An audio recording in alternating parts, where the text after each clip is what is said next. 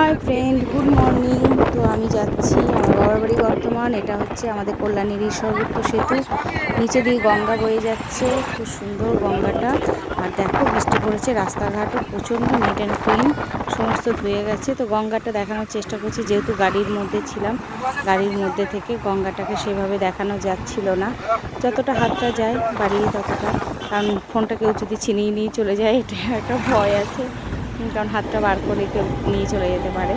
হ্যাঁ, তো আমরা তারপর যাচ্ছি, আমরা তারপর পৌঁছেও গেলাম। আস্তে আস্তে আমরা ব্যান্ডেল পর্যন্ত গাড়ি করেছিলাম, ব্যান্ডেল থেকে আবার আমরা ট্রেনে করে বাড়ি যাচ্ছি।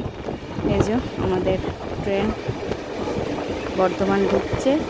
তারপর আমরা চলে গেলাম বিকালে সেজেগুজে রথ দেখতে। রথটা চলে এসছে বাড়ির দৌড়ে কাছাকাছি, আমি যেতে যেতে সাজুগুজু করে তারপর রথে একটু পুজো দিয়ে নিলাম। তারপর রথের পিছু পিছু আমরা কিছুটা গেলাম। কিন্তু এত মানুষের ভিড়, এই যে আমার মেয়ে দাঁড়িয়ে আছে, এত মানুষের ভিড় যার জন্য ভাড়া চলতে আমরা বেশি করে যেতে পারি না। আর এই যে হার আর কানেরটা দেখছো না, আমি পরে আছি খুব সুন্দর জগের মধ্যে হার কিনে। আমি আর আমার বৌদি ঠিক হয় না, আমার ভাইয়ের বউ। তো এটা নিয়েছিলাম আমার ননদের কাছ থেকে, পেছনে বাস এটা নেওয়া ছিল। তারপর সন্ধ্যেবেলায় মেলা চলে গেলাম।